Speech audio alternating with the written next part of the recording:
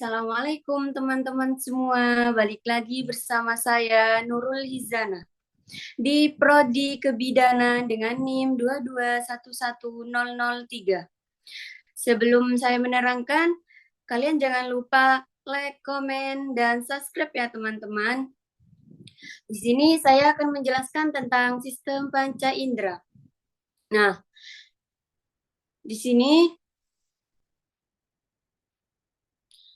manusia pada umumnya mempunyai 5 panca indera yang sangat berfungsi dalam merespon rangsangan. Panca indera yang berfungsi baik akan memudahkan tubuh kita untuk memberikan respon yang sesuai dengan keinginan atau insting kita. Manusia memiliki 5 panca indera dasar dalam aktivitas masing-masing. Panca indera tersebut yaitu sentuhan kulit, penglihatan atau mata, pendengaran atau telinga, penciuman atau hidung, dan rasa atau lidah. Panca indera secara garis besar berfungsi memudahkan tubuh untuk memberikan respon yang sesuai dengan keinginan atau insting kita.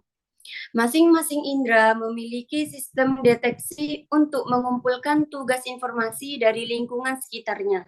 Informasi tersebut akan dikirim ke otak dan akan diproses untuk menciptakan gambaran sensorik yang lengkap tentang lingkungan sekitar.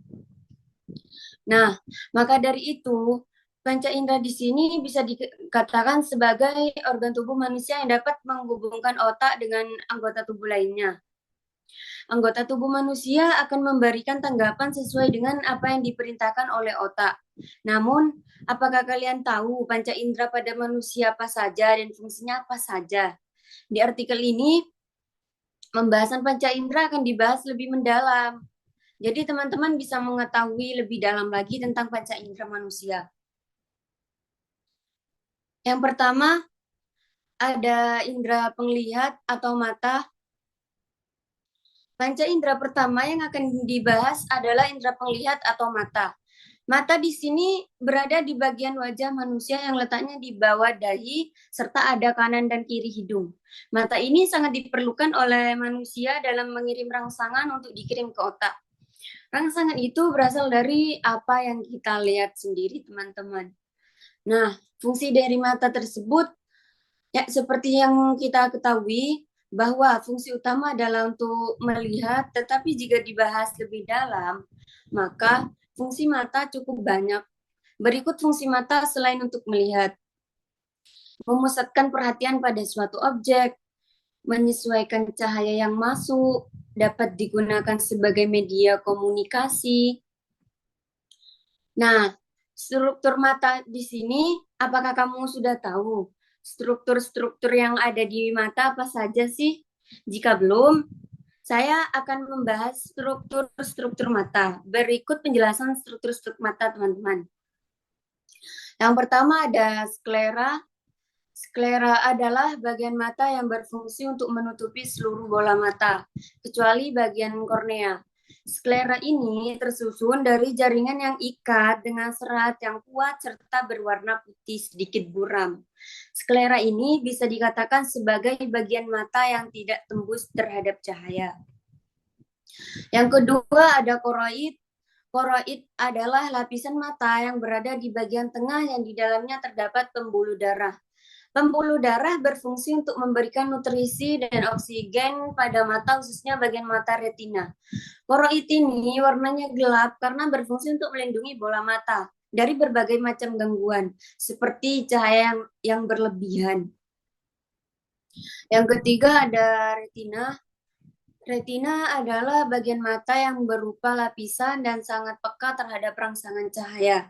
Seluruh bagian yang ada di retina mempunyai hubungan dengan sel-sel saraf yang serabutnya dapat menyusun urat-urat saraf optik yang bentuknya memanjang sampai ke bagian otak. Di retina ini terdapat tulang yang dimana tulang tersebut berfungsi sebagai pelindung bola mata sekaligus sebagai tempat keberadaan mata. Tulang yang ada pada retina ini disebut sebagai tulang orbita.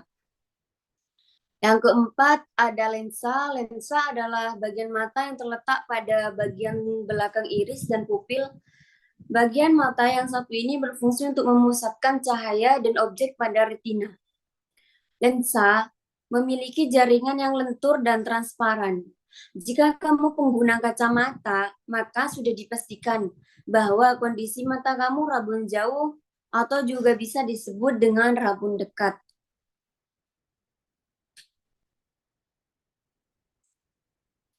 Yang kelima ada iris dan pupil.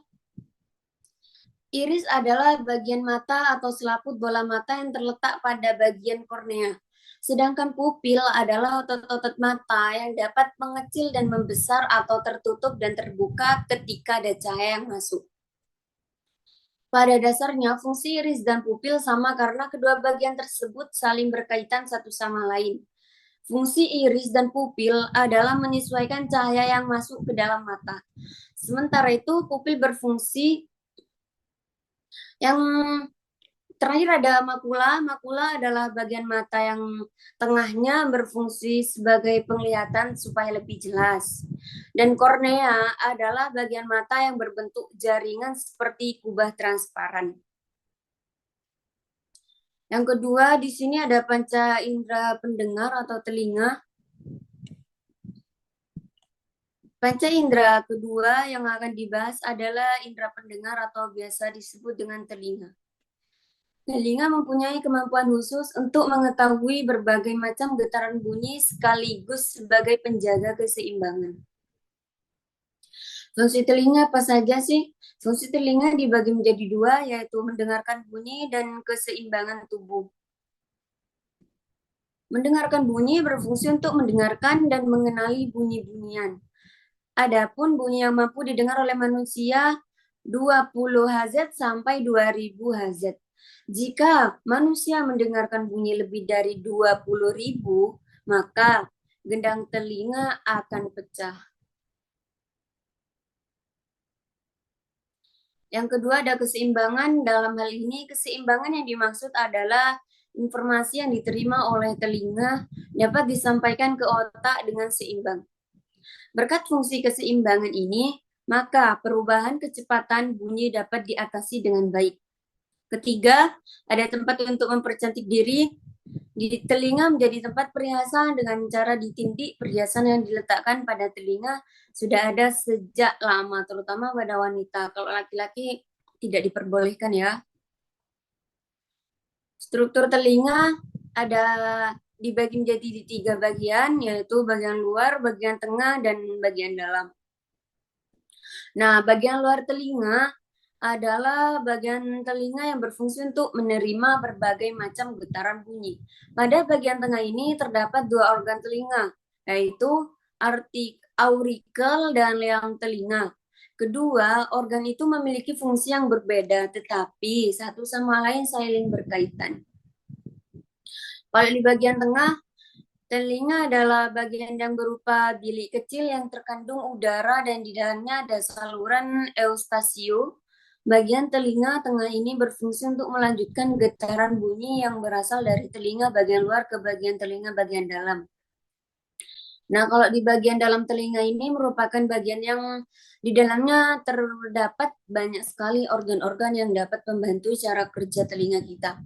Bagian dalam telinga tersusun dari labirin tulang dan labirin membran. Yang ketiga ada indera peraba atau kulit. Panca indera ketiga yang akan dibahas adalah indera peraba atau kulit, teman-teman semua. Sepertinya kamu sudah tahu bahwa kulit ini menjadi bagian paling luar yang ada pada tubuh manusia. Dengan kulit ini, kita akan merasakan berbagai macam hal. Bahkan, kulit bisa dijadikan sebagai pelindung tubuh manusia dari berbagai macam gangguan. Fungsi kulit di sini sebagai alat peraba, kulit juga mempunyai fungsi lain yang dapat bermanfaat bagi tubuh manusia. Fungsi-fungsi tersebut akan dijelaskan di sini. Yang pertama ada tempat untuk mengeluarkan keringat. Keringat yang keluar dari kulit merupakan hasil penguapan yang diambil dari suhu panas yang ada di sekitar tubuh kita. Dengan keluarnya keringat, maka suhu panas yang ada di dalam tubuh akan menjadi turun. Keringat memiliki kandungan air dan garaman. Selain itu, keringat mempunyai dua kelenjar yang dapat membantu proses keluarnya keringat dari kulit. Pertama, kelenjar keringat ekrin. Kelenjar ini berada di seluruh permukaan tubuh, tetapi biasanya paling banyak ada di bagian telapak tangan, telapak kaki, dan wajah. Kedua, kelenjar keringat apokrin. Kelenjar ini berada pada bagian ketiak dan di sekitar daerah kelamin. Kelenjar keringat apokrin umumnya beraroma tidak sedap karena berasal dari aktivitas bakteri yang terpecah oleh komponen organik. Yang kedua, ada tempat penimbun lemak. Jika kamu bertanya sebagian lemak tubuh manusia disimpan di mana, maka jawabannya adalah kulit. Lemak yang ditimbun di kulit berada di lapisan kulit yang bernama hipodermis, yang letaknya ada di bagian bawah lapisan kulit dermis. Yang ketiga ada pengatur suhu tubuh, ya. Suhu tubuh manusia yang panas akan diturunkan dengan cara mengeluarkan keringat. Begitupun sebaliknya, ketika suhu tubuh kedinginan, maka suhu tubuh kehangatan yang bisa dirasakan oleh kulit. Yang keempat, ada tempat terbentuknya vitamin D. Sinar matahari akan menghasilkan UVA dan UVB. Kedua kandungan merupakan hasil dari radiasi matahari. Sinar UVA adalah radiasi matahari yang dapat menembus kulit hingga bagian terdalam. Sedangkan sinar UVB adalah radiasi matahari yang dapat menembus kulit dan sangat bermanfaat untuk membentukkan vitamin D. Nah, struktur kulit di sini ada 3 bagian, yaitu epidermis, dermis, dan hipodermis. Untuk lebih jelasnya, simak ya teman-teman, saya akan membahas di sini. Yang pertama ada epidermis, adalah lapisan paling luar kulit yang terbentuk dari lapisan korneum dan lapisan Malpighi. Lapisan korneum adalah lapisan kulit yang sudah mati dan bisa terkelupas. Kemudian digantikan dengan sel-sel kulit yang baru. Sementara itu, lapisan Malpighi adalah lapisan kulit yang terbentuk dari lapisan sponisum dan lapisan germinativum. Selain itu, lapisan Malpighi terdapat kandungan pigmen melanin yang dapat memberikan warna pada kulit kita masing-masing. Dengan kata lain, warna kulit manusia tergantung pada kandungan melanin. Yang kedua ada dermis, lapisan tengah pada kulit manusia dinamakan dermis. Di dalam lapisan dermis ini terdapat pembuluh darah, ujung saraf, akar rambut, kelenjar keringat, dan kelenjar minyak. Kelenjar keringat ini akan menghasilkan banyak keringat, bahkan setiap harinya keringat yang dikeluarkan bisa mencapai 2000 mil. Pada suhu yang sangat tinggi atau panas, maka kelenjar keringat ini akan menjadi aktif serta pembuluh kapiler yang ada di kulit akan melebar. Yang ketiga ada hipodermis, lapisan paling dalam pada kulit manusia disebut dengan hipodermis dan berada di paling bawah lapisan dermis. Lemak yang terkandung pada lapisan ini sangatlah banyak. Lemak-lemak yang tersimpan berfungsi sebagai cadangan makanan, menahan panas tubuh, dan pelindung tubuh dari berbagai macam benturan. Yang keempat ada indera pencium atau hidung. Panca indera yang keempat yang akan dibahas berikutnya adalah indera penciuman atau hidung. Hidung terletak di antara indera penglihatan atau mata. Alat indera yang satu ini sangatlah penting untuk terutama dalam mencium aroma. Fungsi dari hidung sendiri mempunyai 3 fungsi, yaitu sebagai alat pernapasan, mencium bau-bauan, dan menyaring udara.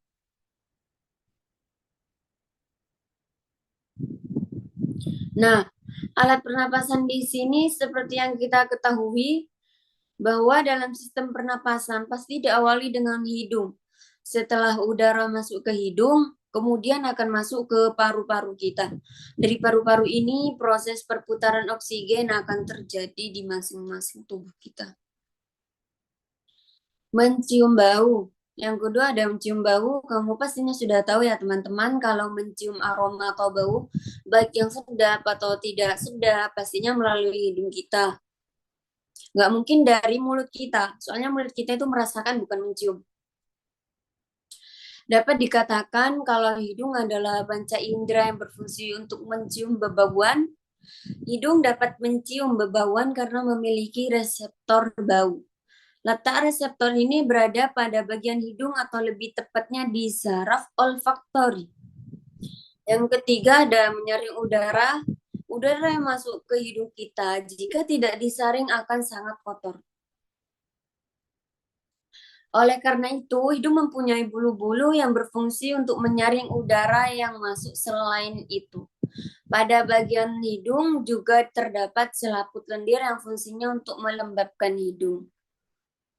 Nah, teman-teman sebelumnya kan belum tahu fungsi bulu-bulu hidung yang ada di hidung kita sih untuk apa. Nah, di sini kan saya sudah jelaskan fungsi bulu-bulu di sini untuk menyaring udara-udara yang kotor yang kita hirup sebagai pergantian oksigen. Struktur hidung dibagi menjadi dua bagian, yaitu rongga hidung bagian dalam dan rongga hidung bagian atas. Rongga hidung bagian dalam, hidung mempunyai sekat pemisah rongga hidung. Sekat itu dibagi menjadi dua bagian, kanan dan kiri. Rongga hidung bagian dalam juga terbagi menjadi tiga letak, yaitu rongga hidung bagian atap, rongga hidung bagian bawah, dan sisi hidung. Pada bagian atas dilapisi dengan lempeng tipis, sedangkan pada bagian bawah dilapisi dengan langit-langit hidung. Untuk sisi hidung dilapisi dengan karang hidung. Yang kedua ada rongga hidung bagian atas ya. Rongga hidung bagian atas mempunyai fungsi utama yaitu mencium bebauan. Singkatnya begini. Bebauan yang dicium kemudian akan diterima oleh lendir pembau mempunyai reseptor. Dari lendir pembau akan dilanjutkan ke gelembung pembau. Dari sinilah bau-bau akan dapat diterima oleh atau direspon baik oleh otak kita. Yang kelima ada indera pengecap atau lidah.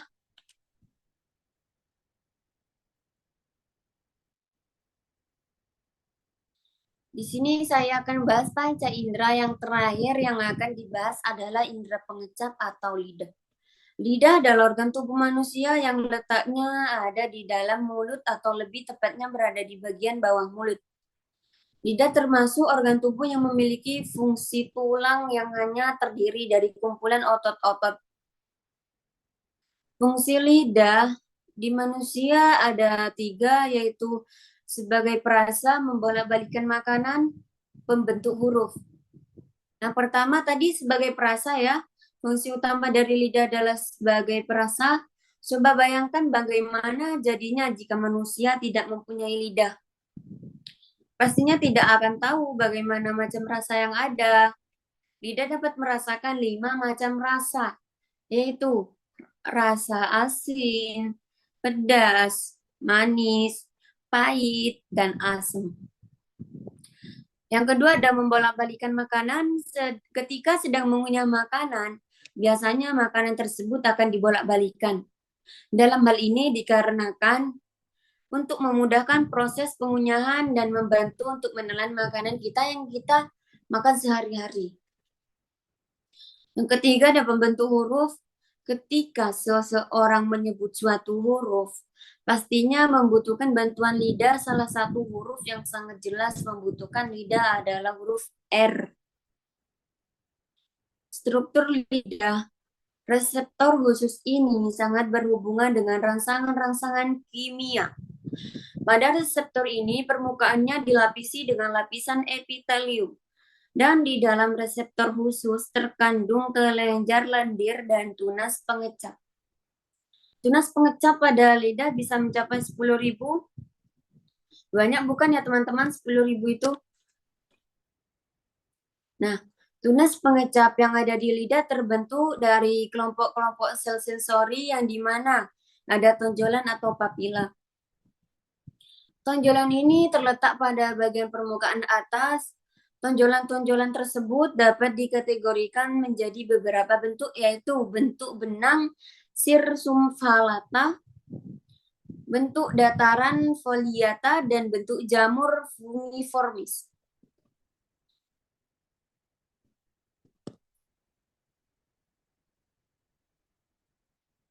Nah, sampai di sini teman-teman, kalau yang misalnya belum mengerti atau belum memahami pembicaraan saya tadi, teman-teman jangan ragu untuk bertanya kepada saya lewat IG atau lewat DM Instagram.